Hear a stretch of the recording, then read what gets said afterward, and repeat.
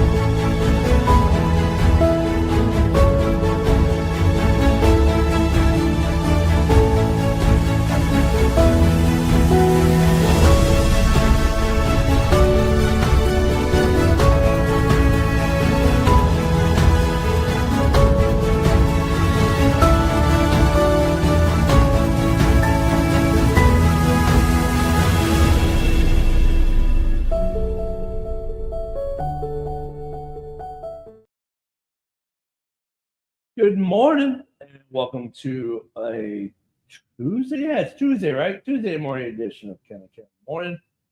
The draft is over. The Shedeur Sanders complaining continues.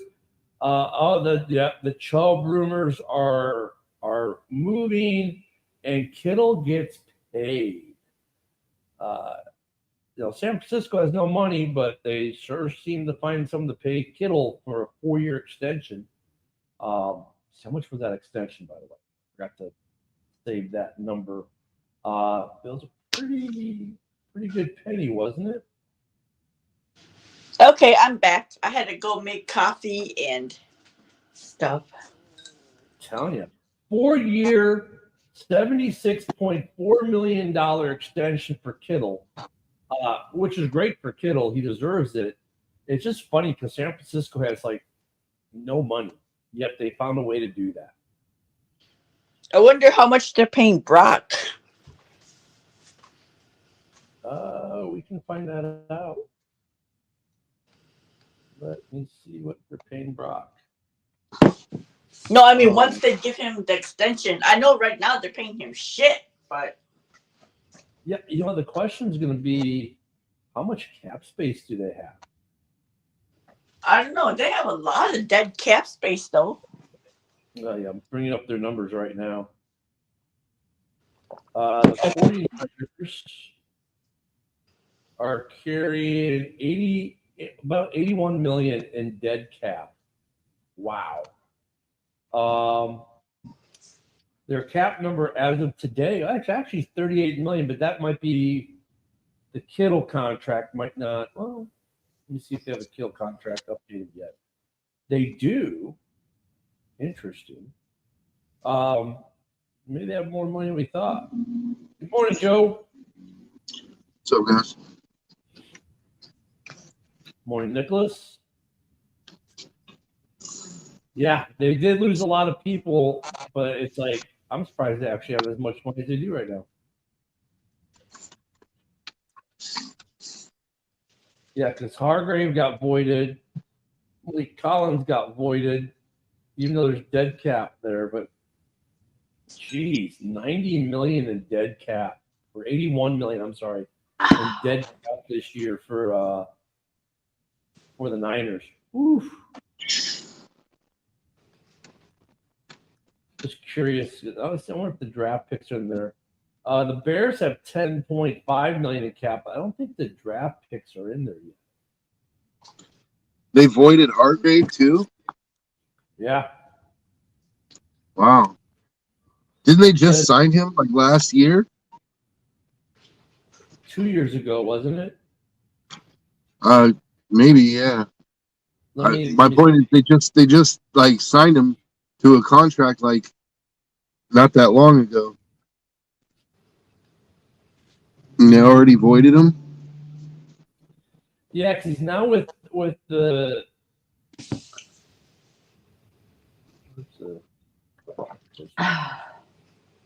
He's now with there you go, with Minnesota.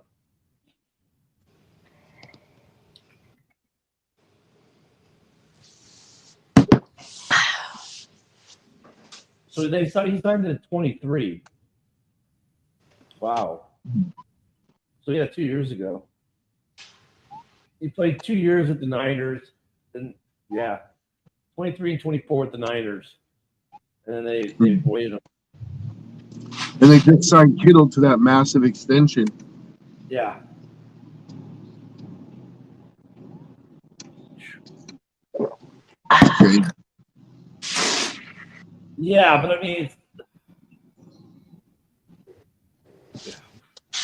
more than Mitch. And meanwhile, Brock Purdy has not been paid.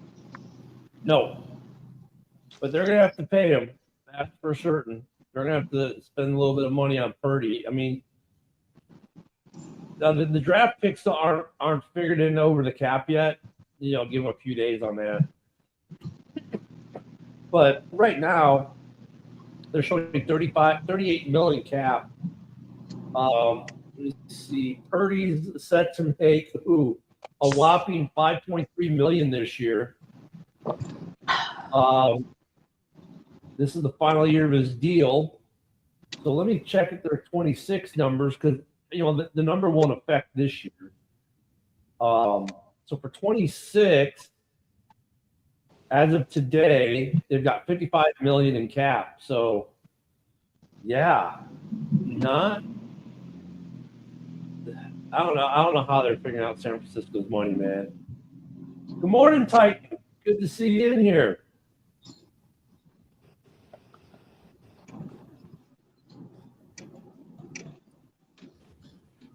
I think it's time for San Francisco to go into that youthful rebuild.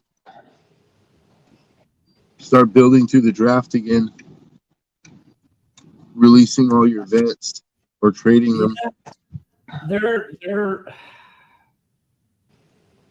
Their money situation is just, I don't know. And then of course Shedeur Sanders refuses. Morning, Philip. That's where he refuses to die. So they're saying, oh, the owners colluded. The owners gave the order. But now more is coming out about why teams shot away. So I guess in interviews, like they would say, okay, walk us through this interception. Oh, well, it was the lineman's fault for this. It was the receiver's fault for that. Well, could you have done no, I couldn't have. So the more about just how bad he was in interviews, and I get to some people like Shedeur, like them, or they like dad, or whatever reason they like them. But really, coaches off, right? Oh, the owners should have a say. Of course, they should have a say. Their team that is, I don't know, kind of toxic in some ways. I mean, right? I mean, why draft the guy? Oh, geez. Yeah. Philip, I wouldn't go that far. Muting Sarah. But Sarah, be careful, you're making some extra noises. Good morning, Bill. Huh? You're getting some extra noise through your mic, be it wind or otherwise. Like my wind chime? You can hear my wind chime? Oh, we can hear your wind chime, and we can hear the wind. Oh. Let me go back inside. There you go. There we go. We got that correct there.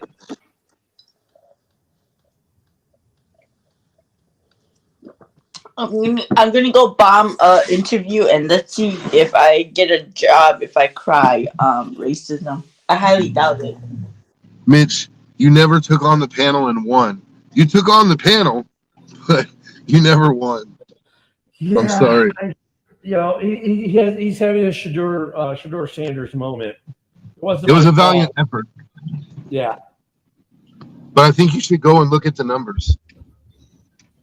I mean, this is the last. I mean, yeah, this has got hopefully the last time a 5th round pick overshadows the entire draft.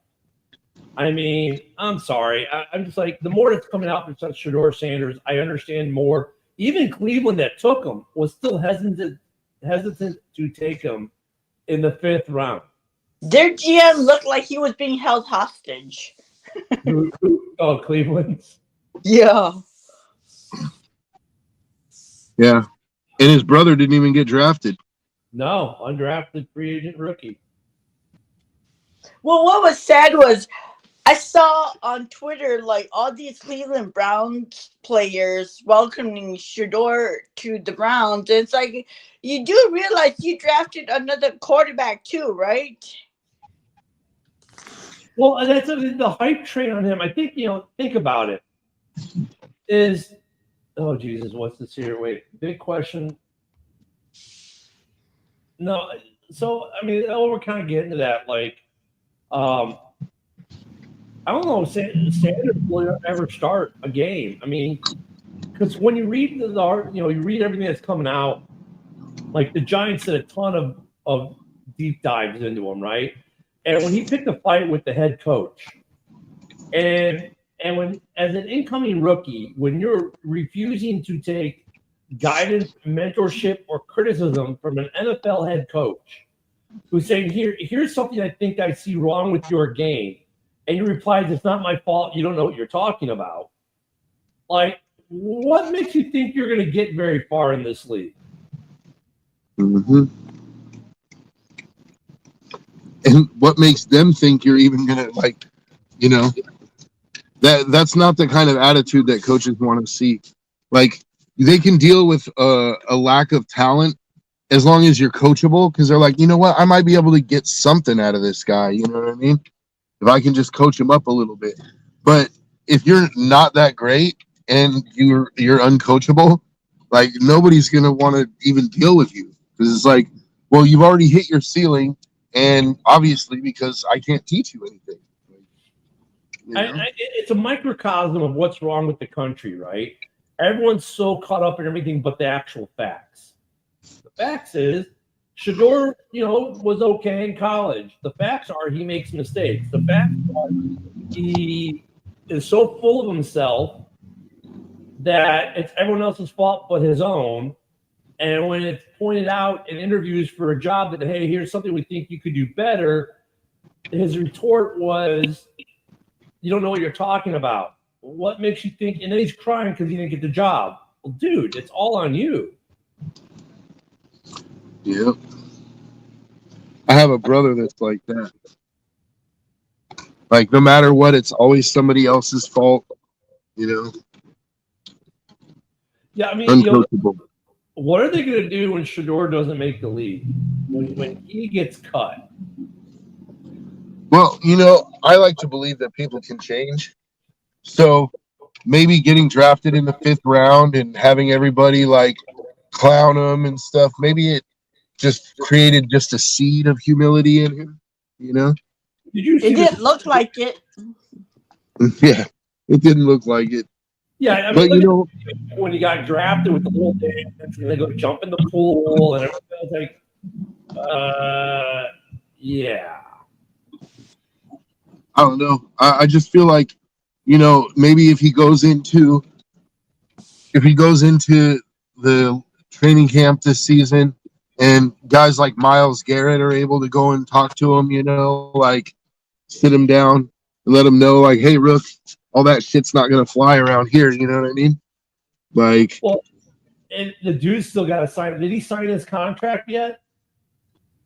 I don't know. I don't think so, because they haven't, they don't have to. Oh, they have to. No, I mean they don't have to sign it until like Until camp. Yeah, Yeah. why are you until- pushing one of my fucking mouth? I don't know. Don't they have to sign it before they can do? No, they can do OTAs, right? I think without it, I'm not sure. Yep. Yeah, because JJ McCarthy didn't sign his contract until the start of training camp. So it's going to be interesting because this guy is a first rounder, goes fifth, and his whole contract for where he was drafted might be worth $4 or $5 million for 4 years. I mean, I'm wondering what that contract negotiation is going to look like.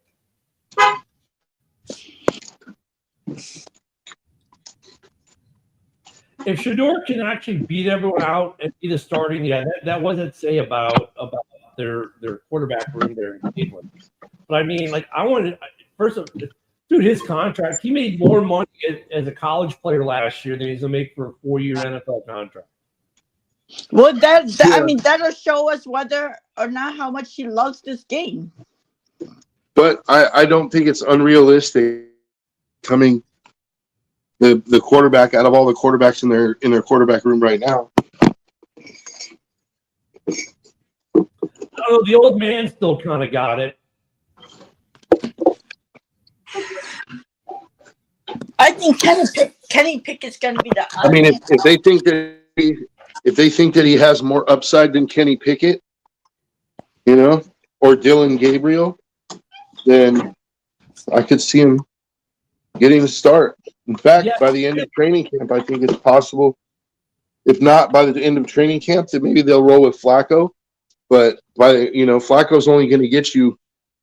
You're going to get 8 games out of Flacco. So, Yeah, I think Shiloh did with the Bucks, Bill. Just to answer your question, and I feel kind of sorry for him because he got overshadowed by his brother, and he might be a better player than really. I mean, the Bucks may have gotten a steal in signing him because everyone's like, his brother stink might have gotten on him, I guess, is the way to maybe put that. But with Shedeur, it's gonna be interesting. I don't think there's any conspiracy there with Sanders. I think the guy was just an idiot. And like he pissed off about people in the league. We're like, well, we don't want to deal with you on our team. And the Browns begrudgingly took him in the 5th round.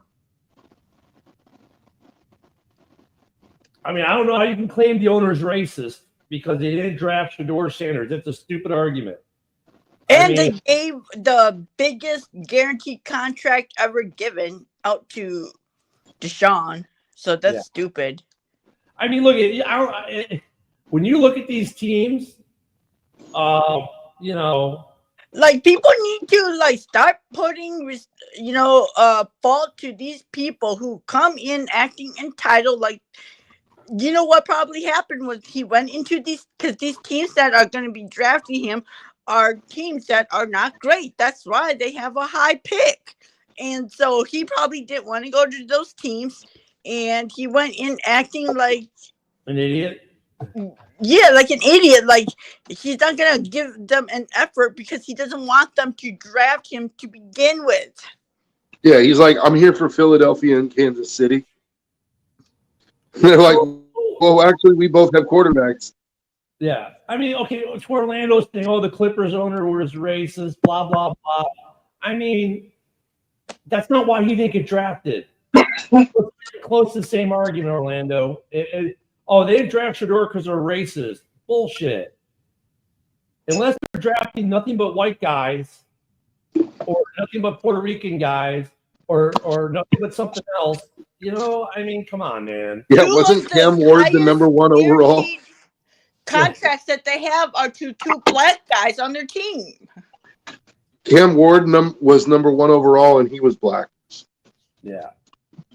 And it's like, I hate this, 32 teams conspired to collude. 32 teams didn't need a quarterback. His window was small because most of the teams that needed quarterbacks drafted the quarterbacks last year. And the people that didn't get to draft quarterbacks last year were the people that were further, that weren't up close to where they could draft a quarterback. I mean, Orlando. Just Actually, stop- now that I think, hold on, Joe. Orlando, stop making the crap argument that Shador didn't get drafted because of racism. Shador didn't get drafted because he's a fucking idiot. Period. I was just gonna say, like, out of the first 5 or 6 picks, weren't most of them black guys? Yeah, I mean, I know Well, then he's trying Genty, to say Travis Henry, or So Travis we're not Hunter. gonna I mean, put any blame on him that he went into these meetings and he wasn't prepared and he wasn't trying to sell himself as to why these teams should draft him. We're not gonna put any blame into that. It's just gonna be racism. Look Good at when Lord. I hear this argument, I want to Broski's here. Hey, good morning, Broski. Find me a team in the NFL that has never had a black quarterback on their roster, and then maybe you can start to formulate an argument from that team forward. If you can find a team that has never signed a black quarterback. Well, Can't be us. We drafted Dante Culpepper.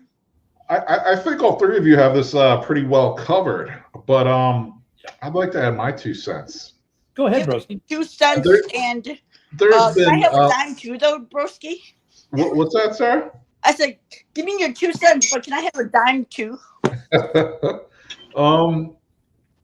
I mean, there's been no other sport league or company in the history of the world that's created more black millionaires than the NFL. The first pick in the draft was a black quarterback. Majority of the picks are black people. Orlando, stop looking for something to play victim about, please. It just reflects a low IQ, man. Stop crying. Stop begging. Even entertain any part of that argument, Orlando, because look, it's not like if you had heard stories about Shador nailed all these interviews and he was great in interviews and blah blah blah and all these great things. Okay, maybe you could have an argument, but the inverse is true. Everyone is saying that he was terrible in interviews. He pissed off coaches, pissed off owners, he pissed off people. He acted like he was the best thing since the wheel was invented. Nothing was ever his fault. He was entitled, that they should be lucky to even be talking to him. I mean, how about this? Shador Sanders is a piece of shit at interviewing, and he cost himself draft spot. I'm not trying to say he's a piece of shit person. He might not be. But as far as his interview process went, he was a piece of shit. Yeah. He did everything that you should not do. He did. Let me go for a minute or two on this one. So Orlando, last time I checked, Donald Sterling is not an NFL owner and had nothing to do with this draft. Stop reaching. Stop trying your hardest to be a victim, Orlando. Well, if you Well, guess look what? at You're not a victim, and neither is Shador Sanders. And guess what? Shador Sanders was a privileged kid growing up, a rich kid. Have you ever heard him speak? He sounds like Super Thug Junior Captain Ghetto Fabulous. He's a very fake person. He's disingenuous. He doesn't care about anything but his big $$ medallion that takes up half his chest. Who in their right mind would want that person to lead a football team? On top of the fact that his actual skills aren't the best, as far as like skills that translate to the NFL. He doesn't have a great arm. He didn't play against any good defenses. He does take way too many sacks. He does fold under pressure. So, you know what I mean? Like, stop making stuff up. If you look Raise at actual relevant facts in history. No, you're doing the irrelevant thing, Orlando. Donald Sterling not in the NFL, was not in his NFL draft. But he showed. I blame the liberal media, dude, because the liberal media has gotten it to the point where people of color cannot be assholes anymore. Hey, well, I gotta say, stop listening. No, I mean that's a real thing. Like they're above criticism now. Like, they can be a complete asshole, but we're not allowed to say that, or else we're racist. Hey Joe, you know what that stems from? It's like Democrats lowering standards. Like they That's lower what I'm talking standards. about. You know what I'm saying? Which is insulting. Which is more insulting than anything that can be done. Yeah. You know what I mean? So this comment, Luca, Sanders showcased white privilege. How? I mean, Sanders, it's a class thing, really. He grew up a rich kid, so he showcased rich black privilege because for some reason, I think Luca's his goal being life sarcastic. is to be Tupac Jr. Super thug, and dude, he's not what It reminds me of Michael Irvin's kid. You remember when Michael Irvin's kid was trying to be all gangster, and Michael Irvin told him, "Dude, you grew up in a gated community, like literally. I know because I paid for it. Like you've never been in a gang. You're not in a gang now because I would have whooped your ass if you were in a gang. Like you had everything you wanted growing up. You were a rich kid. You had a swimming pool in the backyard, like." And Joe, So stop acting like you're a gangster, dude. Like you're not a gangster. You know what's funny? Like I wish a team like Philly did draft him, because if he got caught out in Philly wearing that freaking medallion, his life would seriously be on the line, and I'm not even joking about that. He better have a whole team of security. Yeah, the NFL is racist because they wouldn't draft Sanders is bullshit. And even Donald Sterling, the Clippers, whatever, that's bullshit too. All right, so Donald Sterling was not maybe with times. Maybe he, had some personal things that he did that aren't great. I get it. I'm with you. But did it, as an owner, how his whole team was not white for the most part. He didn't prioritize white players over black players. He made comments he shouldn't have made, and I agree that okay, fine, maybe there wasn't a place for him. But to say that's the NFL is a far cry. It's just, I think we take racism too far as an argument, right? I mean, it's just I'm sorry, Shedeur Sanders is not a victim of racism or white privilege or anything. The kid's more privileged than all of us together. He grew up a hell of a lot better than I did. I could tell you that. You look at the interview that Hard Knocks released of Dabo giving all those quarterbacks that were coming in last year install packages. He gave that to all the quarterbacks, including Jaden, Drake, JJ, Caleb. They all had to go through that. And when I heard that he gave an install package for Shedeur to do, he wasn't prepared. He didn't come prepared for it. And so how do you think that's going to look to a coach who is on the hot seat, who needs to get the quarterback right, if you aren't even going to come prepared to your interview, knowing what place that they're going to be installing? Why should he draft you as a quarterback? Well, let me flip the script, Orlando. Oh, but they drafted a white quarterback, racist. Well, isn't it racist to say that because they drafted a white quarterback, it's racist? I mean, so what, white quarterbacks aren't allowed to be drafted in the NFL anymore? I mean, well, he's not black. You can't draft him. It's racism if you draft a white quarterback. I mean, come on. Or maybe they drafted Jackson Dart because he knew that his livelihood depended on having a good interview, and he showed up for the interview prepared. Did we ever think of that? No, can't be that. No, I mean, but no, I hate that. Well, it's racism because they drafted a white quarterback first. You know what it is too, Bennett and Joe, sir? It's just a lack of accountability, and it's like what Joe said earlier, what the liberal media pushes on, especially young black and brown kids. It's like you don't have to be accountable for your own actions. Why should you know what's right and wrong? So yeah, we should probably just switch topics and not focus on Orlando. Orlando, yes, it's arguably the largest fall in NFL history. That's great, but let me dissect this really quick. Why is it such a big fall? First off, the hype machine on Sanders. I mean, he comes from the best hype man ever in the NFL, right? His dad. No one hyped like prime time. He had his own son's jersey retired in college. Okay, that adds to the hype.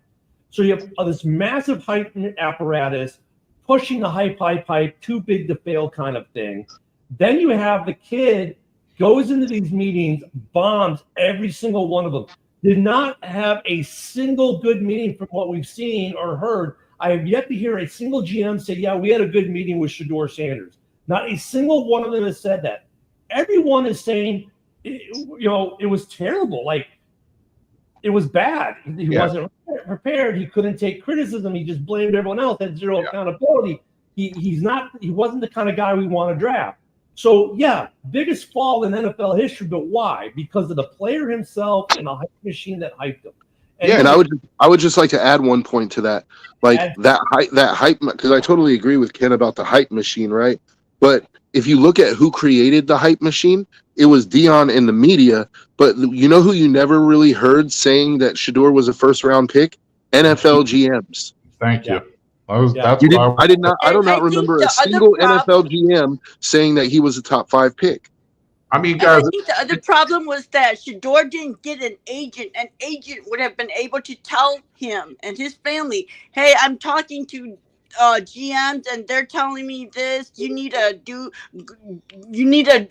your workout at the combine. You need to do this. He didn't have an agent, so everything was getting fielded through Dion, who has a relationship with the media. So of course they're not gonna want to tell him the truth. Like, no, your kid sucks. So they're gonna sugarcoat it. And so it's going to make them think that he's better than he really is too. And that's part of the problem was he didn't get an agent. yeah, and guess what it also says? It also says, like, and this is always my point, like, all these, mock drafts and NFL Draft Buzz rankings and, Walter Football rankings and CBS Sports rankings. Stupid. Guess what? It doesn't mean anything. It all comes down to is what the GMs think, who they want to take where. Like, it's all speculation. It doesn't matter what Mel Viper or Todd McShay say. It really doesn't. It doesn't mean that's a gauge for where people will go because obviously it's not. So add this really quick. Hold on one second. Let me add this before we move on because Sarah said something in her rant there. Well, I don't want to call it rant, but in her take that is so like people forget this. His agent was his dad. His dad is a head coach at a Division I college. How many freaking players in the history of the NFL had their college coach? Forget the fact that he's the dad for the moment. Their college coach was also their agent. That's like, well, Nick Saban. How many players was Nick Saban an agent for, or any of these college coaches ever in the history of football? How many?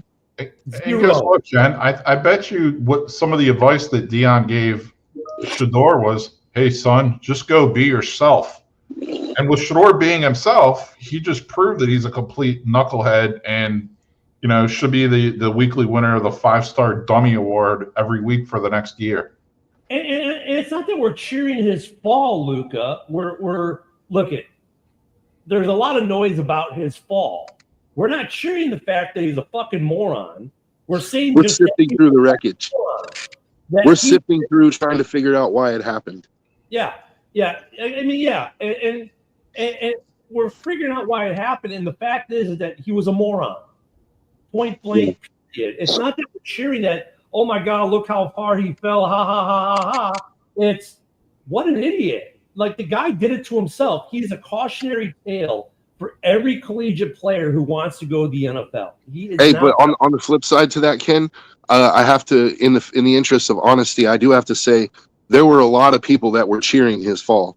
Like there were a lot of people during the draft who were posting on X and everything saying that, yeah, they were cheering his fall definitely, and they were like, good, the kid needs to be humbled, this and that. And guess what? Last time I checked, this is a free country, and they have a right to do that.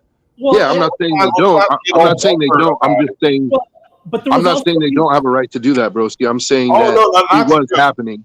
That's me speaking to Luca, not to you, Joe. I know you. I know you have common sense. Believe me. But here's the thing. Moonscar says I was cheering his fall. Right? Here's the thing. There's a reason why they were cheering. He created that situation for them to cheer for his fall. I was cheering for his fall too. He's a knucklehead. Before the draft even started, they were going around saying, I'm going to dictate who is going to draft my son. So he's already alienating a certain portion of the teams that need a quarterback. There was only 6-7 teams that needed a quarterback. And he's already, there was a tweet they pulled from Dion. He posted it saying that his son will not play for the Cleveland Browns. And where did he end up? Parma. I saw Cleveland that. Browns. Yeah. Look, You know, I mean, the bullshit. something else was when we were seeing guys like Jackson, not Jackson Dart, but when we were seeing guys like Dylan Gabriel and Kyle McCord get picked before him, then I kind of felt bad for him then, because I was like, you know, even though he's not the greatest quarterback, I do think he is better than Dylan Gabriel. And like to see Dylan Gabriel get picked before him is kind of surprising. But Joe, there's a He is, reason. but at for the that, same though. time- hold on a second, Sarah. Hold on. There's a reason for that, though. It's not like people think is your skill level is all that dictates where you go in the NFL or if you get an NFL contract. It's not. We've seen this before 1,000 times over. We've seen this where a guy has all the skill in the world, but he has he's toxic. He has the locker room presence of hell. Like, you don't want this guy in your locker room, and that's the other piece of it. Shedeur, sure, he may have more talent than Dylan Gabriel in his pinky finger, right? But that's not the problem there. The other piece of that problem, besides the fact he's probably going to be a turnover machine, is his attitude and who wants to bring that cancer into a locker room. Dylan Gabriel, for all we know, is a sunshiny, happy-go-lucky person who in his interviews was willing to take criticism, was willing to take coaching, was willing to learn. And then on the inverse, you have a guy who comes and says, I know everything. It's everyone else's fault. It wasn't mine. These people are idiots and they're morons. You just need to let me run things. Okay, put yourself in the position of being the boss. You have two different interviews. Sarah comes in and says, I don't have to change anything. Everyone will think, if you don't like what I do, then don't hire me. Joe comes in and says, yeah, okay, I can learn how to do that, your process. Yeah, I can understand how I might need to tweak that for your company. Who are you going to hire? Right. I don't disagree with that argument at all. I'm just pointing out that the NFL is not always consistent with that, because we have guys with sexual assault charges pending that get drafted in the second round. And, you know, like Shedeur didn't sexually assault anyone. He didn't kill anybody before the draft. You know, like, he's a dick. He's a dick. Not a quarterback being drafted in the first round, then they're seeing you as a backup quarterback. And if you're a backup quarterback that comes toxic like that, they're not going to draft you to bring you into the locker room. I agree. I'm not disagreeing with you. That's another tactic of the radical left. They like to pick and choose. You know what I mean? So it's like, hey, Mike Green. Hey, Orlando. Hey, Luca, why aren't you virtue signaling about Mike Green and his sexual assault allegations? Like, why aren't you putting up a big fit about him? Oh, nobody should draft him. Oh, no. There's something like that you want to concoct as being racial, and that's what you decide to run with. But it's completely obvious kid A doesn't have the physical skills that translate, and B doesn't have the mental capacity, apparently. Well, there's another piece of that, though, right? I think there's apples and oranges to a certain degree because, okay, a kid has a sexual assault case. Okay, what's he like in the interview? Is he like, hey, you know I've got to fix some things with my behavior. You know, does he own it? Does he just say, well, yeah, she deserved it. You know, she begged for it. You know, what does he say? I mean, we don't see that. Obviously, when they draft some of these players who've had some legal issues, and it's a difference between legal issues and just being an asshole, right? Yeah. And it's how do they talk when they talk about these legal issues? Like look at Carter. The Bears didn't sign Carter because, you know, they didn't draft him because of some of the issues, right? And then he went to the Eagles. How many issues has he had with the Eagles, right? I mean, he wasn't contrite about his issues. He took his issues head on. He didn't blame someone else for his issues. You know, he did what was necessary, and we don't know what he said behind closed doors of ownership or the GM staff for that. There's a difference in like maybe having some charges for something you've done in life, and then and just being an asshole where everything needs to be catered to me. I mean, there's a part of that. And then like look at a guy like Chase Claypool, that, you know, another great example. Chase Claypool had all the talent in the world, but his character has made it so he's not NFL worthy anymore. Mm-hmm. Well, and I mean, the Timberwolves, they drafted a guy in the first round that he got in trouble for sexual assault. He went through the whole process, court, he was found not guilty. But I mean, he still has that stain. But I mean, they still took a chance on him because he was not found guilty, and he was a good player that a lot of teams passed up because of that. And So, technically, he was never even charged. That's the thing. They were accusations. Hey, I want to know what happened to Isaiah Bond too. Like, Similar- why did he fall so far?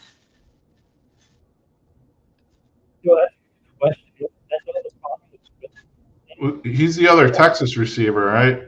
He overshadowed everyone. Yeah, I don't even know what happened with Bond, to be honest. He was he had, projected to go in like the third round. he was just arrested with sexual assault charges or something like a week or two before the draft. Timing is everything. Yeah, I mean, look at this draft. I'm happy we can put this draft to bed because not only was it not a great draft as far as excitement, but then it's all become the Shedeur Sanders show pre-draft, during the draft, and post-draft. And to be honest, this guy is, maybe he balls out. Maybe he figures it out in Cleveland and he becomes a quarterback and he can prove to the world that he is deserving of a contract. But here's what's going to happen. And this is what's going to happen. Let's say somehow he gets the starting role at some point this season and he wins with, say, 6 of 10 games that he starts or something like that. Watch, the holdout will happen next year. I want more money because that's just the kind of guy he's seen. I don't even know if he's going to sign this rookie contract. It's worth less than what he got paid in college. His contract negotiation is going to be interesting. Like, what's he going to demand? Like, that's the thing. Like, you never think of a fifth rounder with contract demands. This is going to be a fifth rounder who's going to want it all guaranteed or something stupid. And Cleveland's like, dude, you're a fifth rounder. Take your contract, shut up, and play ball. Exactly. Plays ball. What's year 2 going to look like if he does even halfway decent in year 1? Is he going to be a holdout? I think that's the other thing. Like, yeah, I totally could see him saying, I want $30 million a year now in year 2 and 3, or I'm not going to play. Like, that just seems like, based on everything we've seen about the kid, he's going to be that problematic player in your locker room for his whole career. Step 1 is act like a man. Step 2 is stop crying and making excuses. I mean, he has the potential to start in Cleveland because all the quarterbacks suck. So if he puts his head down, go to work, and take coaching, then you know what? He can probably be a starter. He got drafted into a team that does need a starter, and he could possibly be the starter, but that's up to him whether or not he wants to put in the time and take the criticism and be coached. I mean, I don't think there's a single person on this panel that if he does that and puts his head down, goes to work, who wouldn't cheer for him doing well as a player. I mean, I think we'd all like to see him do well, but we're not. So the arguments that you're hearing here aren't that like we want him to fail. We're just telling you why he has failed. And look at, if he lights up the league, then he lights up the league. Let me. Why is Motown? It won't show my. Him falling will either fuel his resurrection to become a better player, or it will just prove our point that as to why he failed. So it's up to him whether or not he wants to prove it. If he lights up the league, Mitch, then great. That means he'll have done the work and he'll be a good player. But he has to do that first. So what if he's the best quarterback ever? Okay, well, great. What if? What if I walk out my front door and there's $20 million sitting on the front porch for me from Luca saying, hey, great job on the podcast today. I mean, and you know what? It's because of people like Skip Bayless. Like, Skip is just such a fucking clown. I can't stand him. He put out a story that Tom Brady was behind the Shedeur Sanders fall. Well, all these guys, and hell, half of them want to run for. I think Tom's got better things to do with his time. Honestly, But one thing that I don't cash that check, Ken. One thing that I think is kind of not being talked about is Cleveland is holding all the cards here. Like, Cleveland has no they have no they're not forced to play him. Like, You know, they took him in the 5th round, and it's a good PR move for them because it's like, oh, they're the ones that stopped the fall, right? But if he gives them trouble, they could cut him. And what's the narrative going to be? It's not going to be, oh, well, I mean, there'll be obviously a few idiots that are going to say, oh, the Browns are racist. But the real narrative is going to be, man, Shedeur couldn't even make it work in Cleveland, as quarterback desperate as they are. Like, well, because you got all the Smiths in the world who want to be politicians. Like, Stephen A. Smith, comparing him to Colin Kaepernick. Like, bitch, please. Like, first off, Stephen A. Smith, you're a fucking moron. Secondly, Colin Kaepernick, at the time of his protest, had already been benched for his play on the field. So his benching had nothing to do with his political views or anything like that. Harbaugh had already benched the dumb fuck, right? Second, third, no one's ever going to sign Kaepernick. He's been in the league for 10 years, so give it the fuck up. Well, now he's got his new Kaepernick kid who Shedeur Sanders. Well, Shedeur Sanders is a dumb fuck who bombed every job interview he went to, right? And now it acts like, oh, it's everyone's fault but my own. I mean, I hate these guys like Skip Bayless and Stephen A. Smith and these idiots who get paid millions of dollars to basically do what we do just because we enjoy it, right? Because to make their buck. I mean, dude, the guy sucked. Period. Right? He sucked. End of story. Just take, really, we can blame a lot of this stuff that we're talking about here today on idiots like Skip Bayless and Stephen A. Smith, who are so fucking clueless when it comes to professional sports, it seems. I wonder why they get paid so much. Because, honestly, nothing that any of these guys have said has anything to do with the game. I don't think that they actually believe Skip it. and Stephen A. Smith, they're not even sports analysts. I don't think basically media whores who are trying to get as many clicks. See, that's my point. I don't think that they actually believe what they're saying either. I think Skip and Stephen A. are just jumping on the train, the click train. They're just saying what they know is going to bring viewers to their platform. Yeah, thank you, Dorn. Creating some controversy, Look at, hey, Broski, hold on. Hey, Broski, look at Dorn even found a way to make Sanders a bear today. Shout out John Dorn. I mean, honestly, that's like a big warm hug to me coming from John. I know it is. It really is. It's comforting. Thanks, John. Thank you, John. We love you. So I mean, look at it. We're not going to talk. We spent the whole day on Shedeur Sanders today. That's fine. We'll finish the day on him, and we won't talk about him again unless it's that he's getting cut. Because honestly, you're a 5th round pick. You're the 5th or 6th quarterback on the depth chart right now. Your odds of making that team are stacked against you. Now some of the quarterbacks on that roster aren't that good, but dude, you've got a mountain to climb. And Cleveland was smart. And if their owner forced him to make the pick, I get why he did it. Cleveland's now the media hotspot. Who said that earlier? Was that Brent? Yeah, Brent. So they're going to get that. They're going to be, I mean, look, they've already got Deshaun Watson. How bad can it be? You've already got Deshaun Watson on your roster. Let's just bring him in. Why not? And if he makes it, they can be the feel-good. And if Cleveland cuts him, like Joe said, hey, he could even make a team that really has to have a quarterback. He's not even good at that team. I mean, so it's win-win for Cleveland. They take a little bit of a media hit maybe because, well, geez, I mean, the joke. So you got Deshaun, you got Shedeur, and you got a guy who 2 years ago was sitting on the couch retired until you called him back.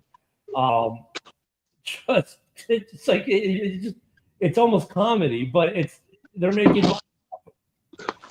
Hey, shout out to Luca too. I hate Florio too. Yeah. Florio is completely regarded. Well, there are a couple of these guys. I'm just like, I get it. They're trying to create viewership, clicks, likes, whatever. I get it, but like, there's a point where you don't die on the hill. And guys like Stephen A. Smith die on a lot of hills they shouldn't be dying. Yeah, exactly. Controversy sells. We all know that. But that's just really pathetic. And honestly, people are just tired of that narrative. Mm-hmm. I'm just like, so we'll see what happens with Shedeur now that when and if he signs a contract, because that's still got to happen. And it's going to be, we may end up still talking about him at some point. Is he going to even sign the contract that's worth less than what he got paid in college? I don't know. But, hey, Yeah. Joe being in that quarterback room, babysitting that ship show. Yeah.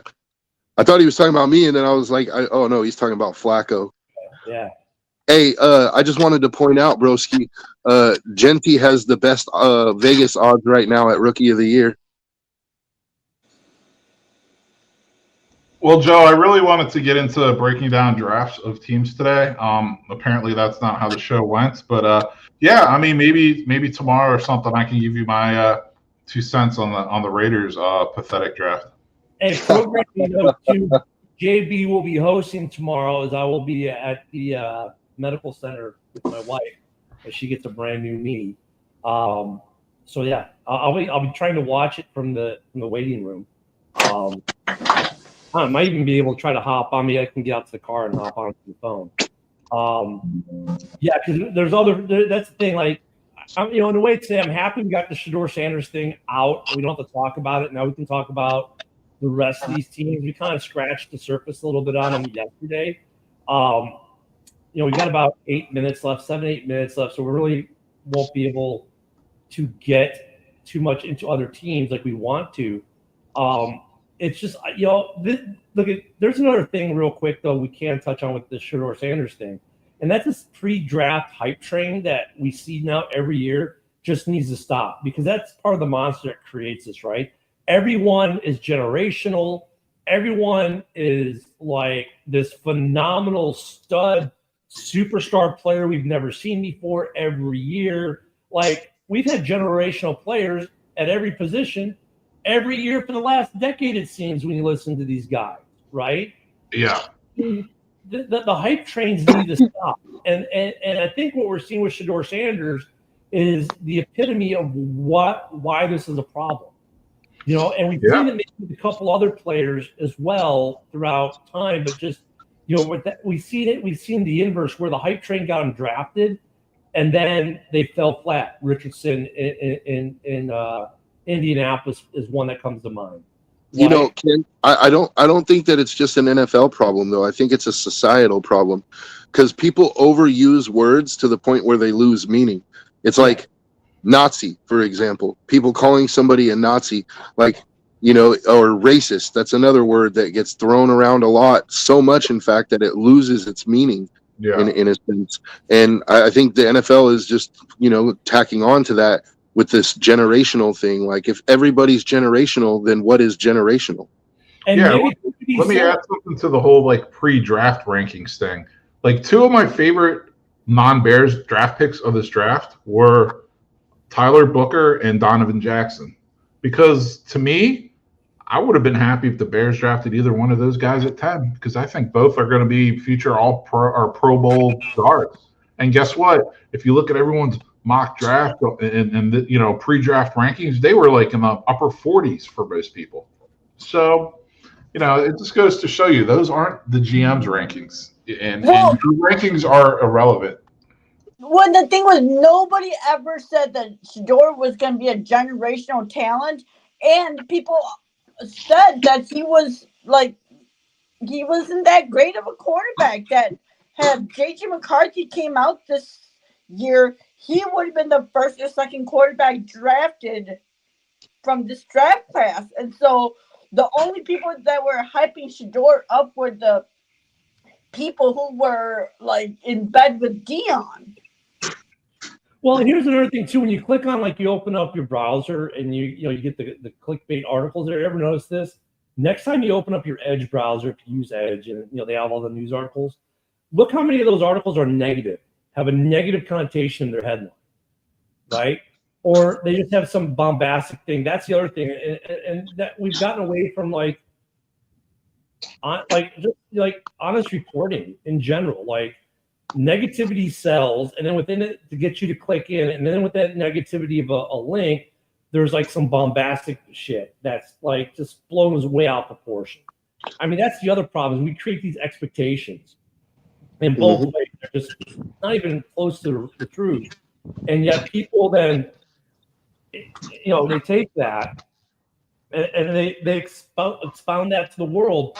And it's just bad. And like Joe said, there's so many words that have lost their meaning because they're so overused. There's so many things that we do that people keying people's cars because they don't like the guy who owns the company. Like, what's you keying my car got to do with Elon Musk?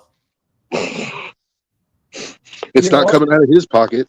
I know it's coming out of mine because they didn't hurt Elon; they hurt me just because I have a car that they don't like the owner of. I mean, Well, that's not like the right doesn't do shit either.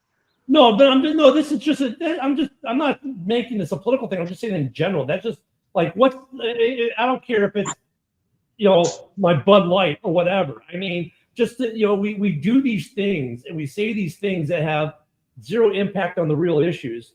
And same thing with Desert Storm. Yeah, we watched it live, and let's go further. Because when I was in Iraq, they showed the same footage of the same truck that got blown up for 3 weeks, but wouldn't report like the schools being built, the roads being built, stuff like that. The NFL is no different. We overhype these players, and we talk about all this how great they are, but we don't look at their negative. And then when you look at their negative, oh my God, you're just not giving them a chance, or you're being racist, or whatever. It's like, dude, take accountability. And this whole thing with Shedeur Sanders was the kid had zero accountability for his actions as a collegiate player.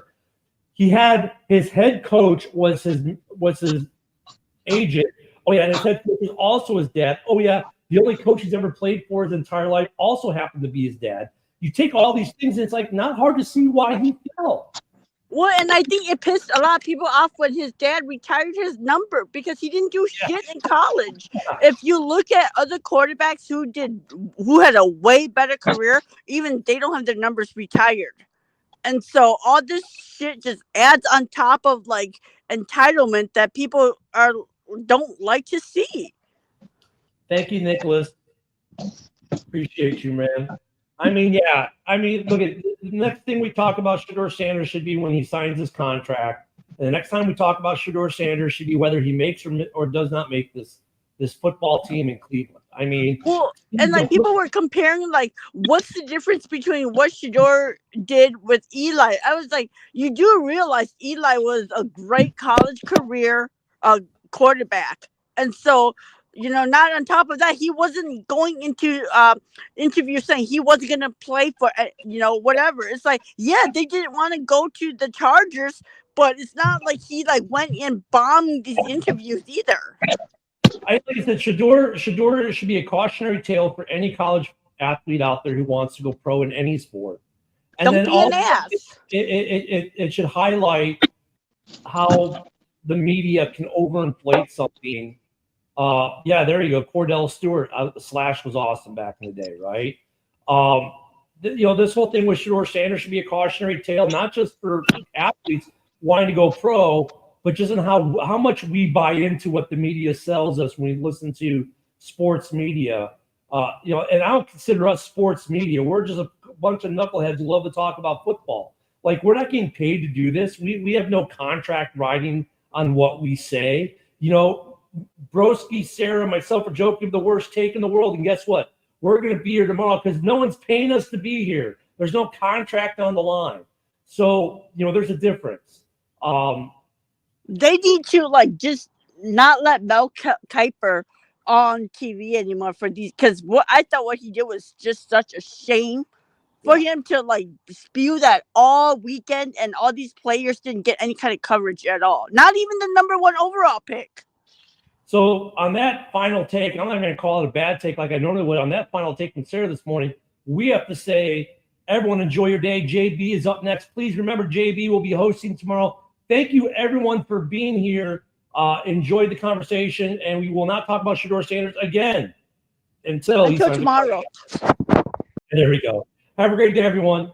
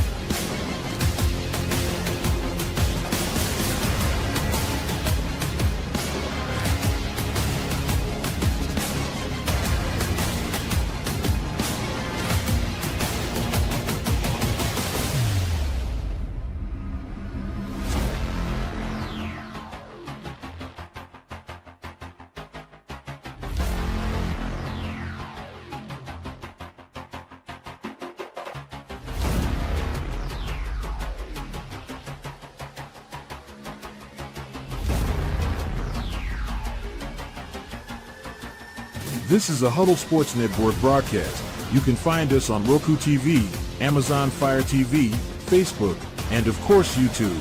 Get all your NFL news here first.